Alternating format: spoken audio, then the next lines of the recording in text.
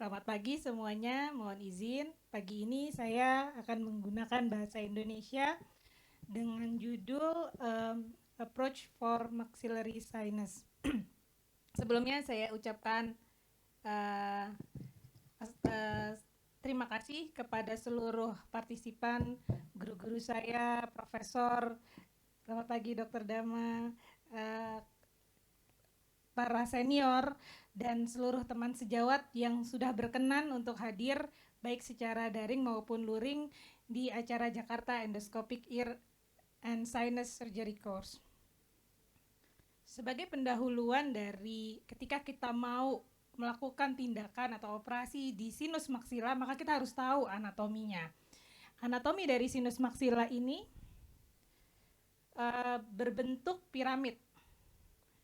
Jadi dia berbentuk piramid dengan atap adalah dinding alveolar dengan dasar alveolar inferior, dengan atap adalah infraorbita, bagian lateralnya adalah zygomatic bone, bagian posteriornya adalah infratemporal,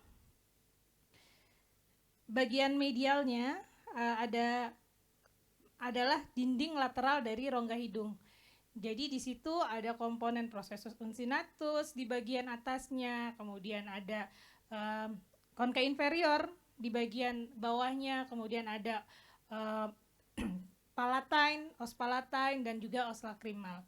Mungkin setidaknya dengan gambar ini kita bisa lihat bahwa ini adalah bentuk piramidanya. Di sini adalah bagian medial dari sinus maxilla yang merupakan dinding lateral rongga hidung. Dengan menggunakan endoskopik, kita bisa masuk dari rongga hidung dan melakukan evaluasi di struktur sinus maksilanya ini. Kemudian di bagian atapnya nanti akan berkaitan dengan orbita, dan di bagian bawahnya berkaitan dengan alveolar gigi. Kemudian di bagian anteriornya kita tahu bahwa di sini merupakan bagian dari yang kita bisa menemukan dari di bagian anteriornya, nanti dia akan menuju ke apexnya, yaitu di zygoma.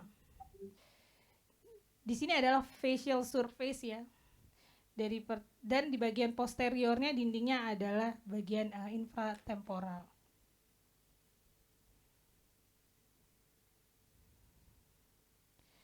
Kalau kita lihat dari anatomik secara struktur tulang, dan ini dilakukan pewarnaan gitu ya, dibedakan di sini adalah komponen tulang maksila. Di sini ada concha inferior, di sini adalah palatine bone. Jadi kalau kita melakukan pelebaran ostium sinus maksila ke arah posterior, dan kita akan menemukan bagian yang keras, maka ini adalah bagian dari palatine bone yang perpendikular. Kemudian di sini di bagian anteriornya terdapat lacrimal bone. Ya, kalau kita melakukan pengangkatan uncinatus dari posterior ke anterior, maka ketika kita menemukan bagian yang keras, maka di situ adalah os lacrimal. Terdapat lacrimal bone. Dan di sini ada gambar yang kecil adalah processus uncinatus. Kalau concha inferiornya sudah diangkat, di sini adalah di bagian depannya. Kita bisa lihat di sini strukturnya yang paling depan dari tulang adalah apertura piriformis. Ini nanti berkepentingan ketika melakukan tindakan-tindakan dengan pendekatan dari sinus maksila. Jadi dari apertura piriformis, kemudian di sini ada concha inferior, berarti di sininya ada meatus inferior. Di sini ada palatine bone, di sini maksila yang sudah terbuka ya, dan kita bisa lihat di sini berdekatan dengan lacrimal.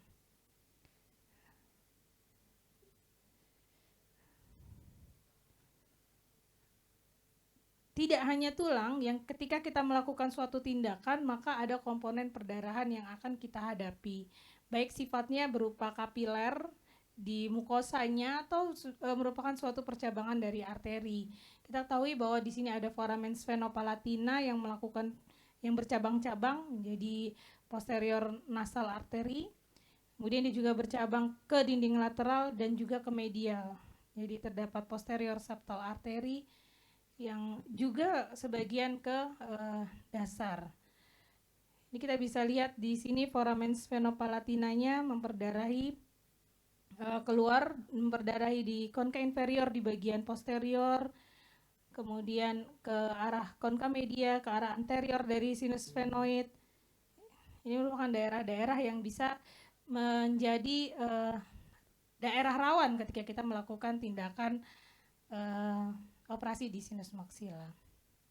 Nah, approach dari sinus maksila ini sendiri terbagi menjadi mulai dari yang eksternal sampai yang fungsional, benar-benar yang minimal tidak invasif, fungsional ya.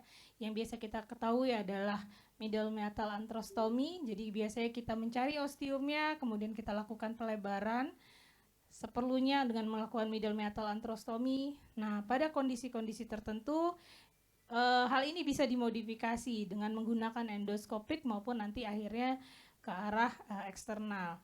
Bisa dilebarkan dengan megaantrostomi atau kemudian bisa melakukan modified endoscopic medial maxillectomy. Dengan modified dilanjutkan bisa menjadi arah total, transeptal, jadi dari kiri ke kanan. Bisa dengan Denker's endoscopic sampai akhirnya melakukan eksternal seperti Catuella, midface degloving hingga lateral rhinotomy. Kalau kita lihat sebenarnya semakin ke eksternal semakin besar resiko komplikasinya. Memang tidak selalu terjadi, tapi resiko perdarahan, visualisasi juga akan lebih kurang. Namun kembali lagi tergantung dari kasusnya.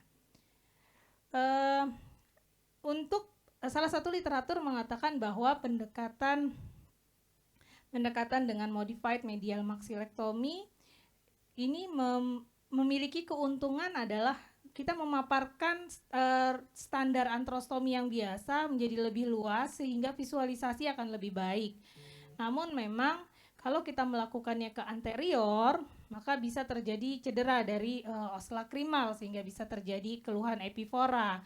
Kemudian untuk total medial maxillectomy bukan hanya bagian anterior, bagian inferior juga bisa dievaluasi dengan lebih baik. Nah, namun ada kekurangannya, yaitu salah satunya adalah empty nose syndrome apabila memang semua strukturnya diangkat. Meskipun ini juga banyak penelitian yang terbaru dikaitkan dengan permasalahan-permasalahan yang lain, jadi tidak hanya permasalahan struktur. Kemudian ada transeptal approach. Nah, transeptal approach ini biasanya dia bisa menimbulkan kolaps dari tip nasal karena memang kita dari sisi kontralateralnya ya. Namun apabila memang diperlukan tindakan ini dilakukan. Kemudian ada pendekatan sublabial approach yang salah satu resikonya adalah terjadi parestesia di wajah atau di sekitar bibir dan endoscopic Denker. Nah, ini juga bisa mengalami parestesia, selain itu juga kemungkinan alar kolaps dan epifora. Terpenting ketika kita melakukan operasi di sinus maksila juga adalah instrumentasi. Instrumentasi untuk rongga sinus maksila memang tidak serumit ketika kita mau melakukan tindakan operasi ke arah sinus frontal yang harus bersudut. Kita bisa menggunakan 0 derajat, namun 30 derajat diharapkan tetap ada untuk melihat struktur-struktur yang kita bisa melakukan visualisasi dengan lebih baik. Kemudian ada ostium seeker, ada backbiter, downbiter, straight through cutter, forceps lurus, forceps bersudut, suction lurus dan suction bersudut, suction belok, Carrison, dan pada kasus tertentu biasanya diperlukan bore. Ini adalah struktur yang harus atau penting bagi kita ketika kita akan melakukan tindakan operasi sinus maksila, bahkan yang sederhana berupa middle meatal antrostomy. Yang penting adalah anatominya. Anatomi di struktur meatus medius ini diantaranya adalah processus uncinatus. Processus uncinatus itu apa? Dia adalah tulang tipis yang diliputi oleh mukosa. Jadi mukosa, tulang mukosa. Yang penting untuk processus uncinatus di sini adalah bagaimana attachment-nya, perlekatannya di bagian superior. Namun untuk operasi di sinus maxilla yang paling utama penting adalah free edge, jadi tepi bebasnya. Apakah prosesus uncinatus ini mengalami tepi bebas yang ke medial, artinya celah antara posterior dari prosesus uncinatus dengan bula ethmoid ataupun dengan lateral hidung cukup besar sehingga kita bisa mudah untuk melakukan tindakan atau suatu prosedur, atau memang si prosesus uncinatus ini defleksi ke lateral, jadi dia nempel ke dinding lateral hidung sehingga ini bisa menjadi suatu resiko tersendiri, yaitu resiko ke arah lateral, yaitu orbita. Di sisi lain adalah gambaran maxillary line. Maxillary line ini apa? Maxillary line ini adalah garis imajiner yang dibentuk dari frontal process maxillary bone. Kita tahu bahwa itu adalah struktur tulang yang keras, lacrimal bone adalah struktur tulang yang keras, dan permisahannya adalah prosesus uncinatus yang merupakan tulang tipis, sehingga terbentuk garis yang berbayang, garis tipis yang garis imajiner yang dikenal dengan maxillary line. Nah, maxillary line ini menjadi suatu landmark ketika kita akan melakukan suatu tindakan uncinectomy. Kemudian ada lamina papyracea yang merupakan pemisah antara rongga hidung dengan orbita, ada middle turbinate di bagian tengahnya. Nah, middle turbinate di sini juga merupakan suatu struktur yang penting. Bagaimana attachment dari middle turbinate di bagian superiornya? Bagaimana struktur middle turbinate? Apakah dia mengalami pneumatisasi seperti konkabulosa, atau dia terdapat paradoksikal yang nanti akan mempersulit ketika kita akan melakukan tindakan operasi di dalam sinus maxilla atau melakukan tindakan middle metal antrostomy atau melakukan uncinectomy.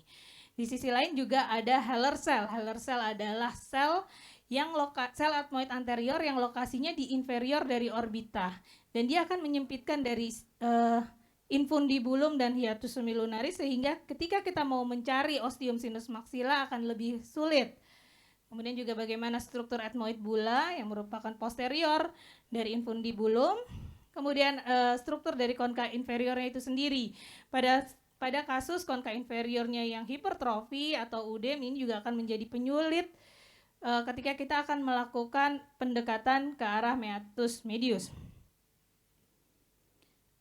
Untuk tindakan uncinectomy itu sendiri ada dua prosedur, yaitu dari depan antero ke posterior, biasanya bisa menggunakan sickle knife dengan mengikuti garis maxillary line yang tadi dibahas. Di sisi lain kita juga bisa melakukan dari postero anterior. Nah, ini yang kita rangkul dulu di bagian posteriornya dengan menggunakan backbiting. Nah, tentu untuk melakukan tindakan postero anterior ini diperlukan traksi terlebih dahulu atau diperlukan suatu space untuk bisa memasukkan alat. Biasanya pada kasus-kasus tepi bebasnya yang ke arah medial akan lebih mudah dibandingkan ke arah lateral. Namun kita lihat kalau misalnya anteroposterior ini ketika proses uncinatusnya defleksi ke arah lateral menjadi lebih besar resiko untuk terjadi trauma di arah lamina papyracea atau orbita. Ini adalah gambar ketika melakukan tindakan dengan sickle knife, ya, di tengah, diawali dari tengah, kemudian diturunkan ke bawah. Nah, di bagian superior nanti bisa dilakukan pengangkatan dengan menggunakan forceps yang sifatnya menjauhi dari orbita.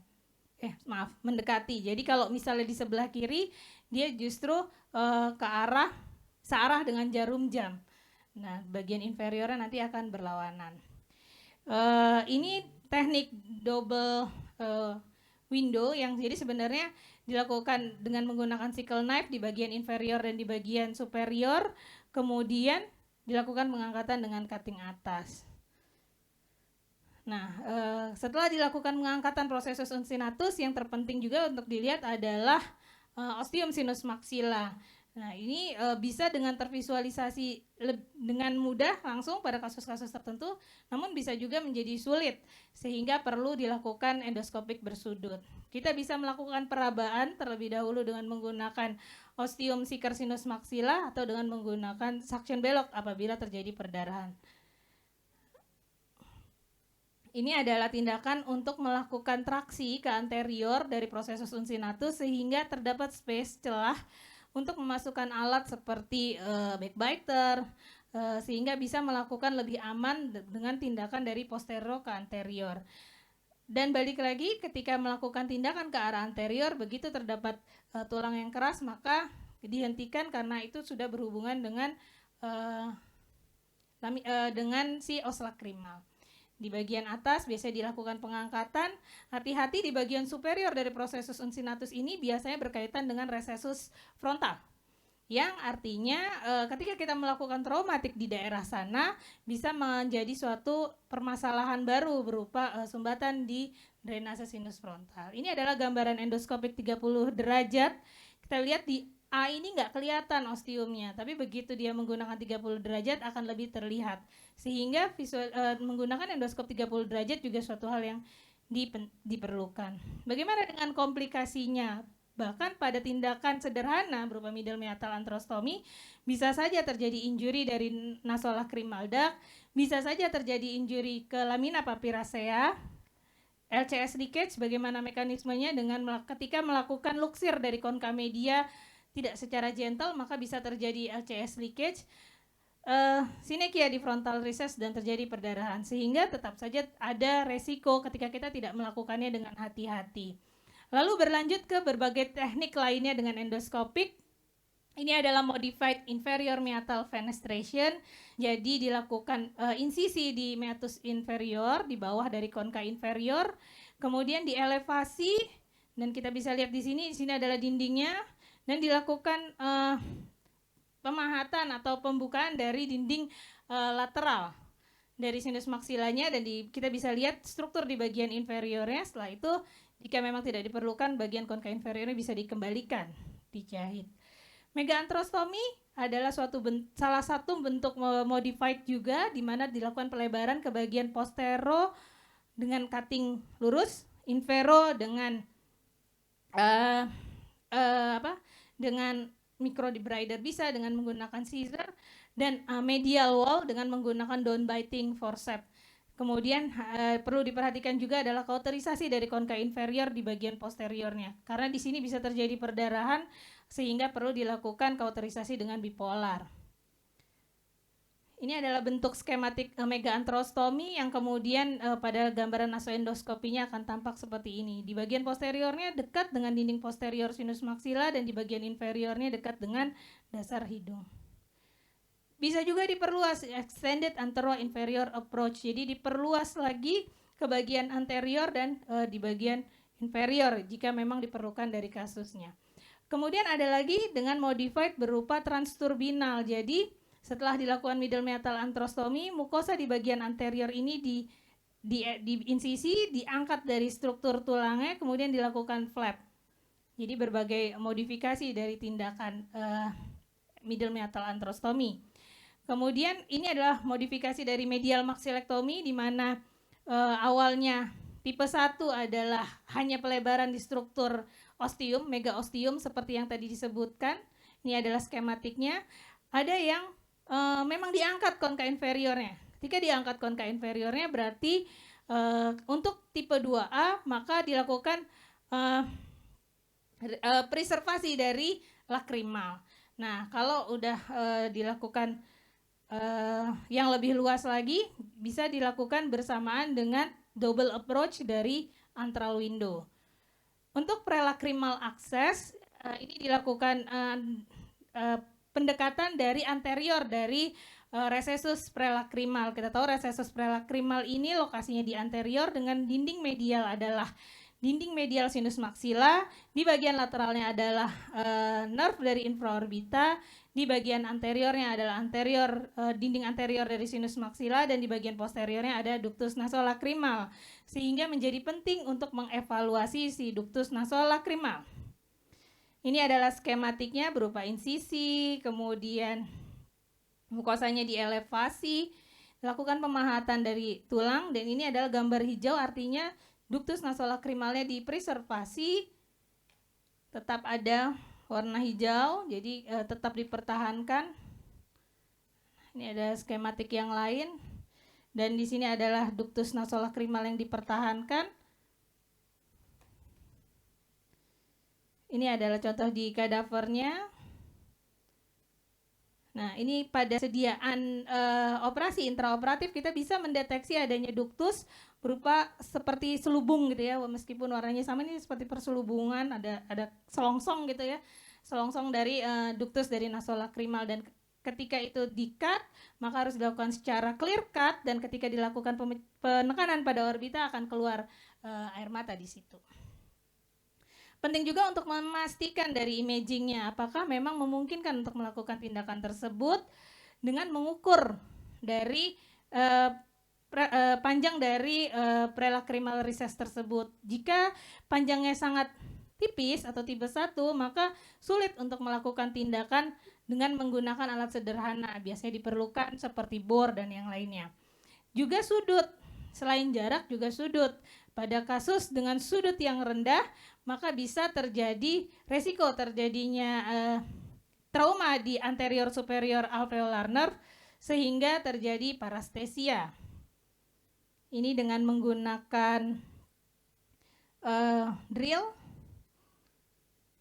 Nah, ini adalah pendekatan yang lain dari menuju ke sinus maksila, yaitu dengan pendekatan direct approach dari anterior. Jadi kalau kita nasoendoskopi, mungkin teman-teman yang di forensik bisa melihat apertura piriformis kemudian dibawa ke lateral. Nanti dibawa ke lateral, nanti diidentifikasi foramen infraorbita, kemudian dilakukan pemahatan dari bagian anterior berupa bisa pahat, bisa menggunakan drill, dan dievaluasi struktur di bagian anteriornya. Skematiknya adalah seperti ini. Tentu menyerupai dengan Cutwellak dengan sudut yang berbeda. Dengan menggunakan dalma ini kita bisa melihat di bagian antero-inferiornya dengan lebih jelas. Ini adalah Denker endoskopik, di mana kalau tadi dalma apertura piriformisnya tetap dipertahankan, sedangkan pada Denker apertura piriformis ini dilakukan pengangkatan sehingga visualisasi akan lebih jelas baik di posterior, superior, anterior maupun di inferiornya. Sebagai kesimpulan, mungkin nanti akan lebih banyak dibahas oleh pembicara yang lainnya. Setidaknya pendekatan operasi ke dalam sinus maksila harus bisa dipengaruhi oleh banyak hal. Salah satunya adalah anatomi. Anatominya, apakah anatomi pasien tersebut memungkinkan untuk dilakukan salah satu tindakan tersebut atau harus mengganti dengan tindakan yang lain. Severitas dari disease juga menjadi suatu hal yang perlu dipertimbangkan. Imaging, seperti tadi sudah disampaikan. Instrumentation, apa yang kita punya? Apakah kita punya drill, apakah kita punya Kerrison, itu juga harus dipertimbangkan. Yang terpenting adalah menghindari sebisa mungkin komplikasi, dan tentu balik lagi ke arah surgeon preferable, ke arah kita percaya dirinya untuk melakukan yang mana. Jadi ini adalah poin-poin yang akan menjadi pertimbangan ketika kita akan melakukan tindakan menuju sinus maksila. Akhir kata, saya mengucapkan mohon maaf jika ada kekurangan. Assalamualaikum warahmatullahi wabarakatuh.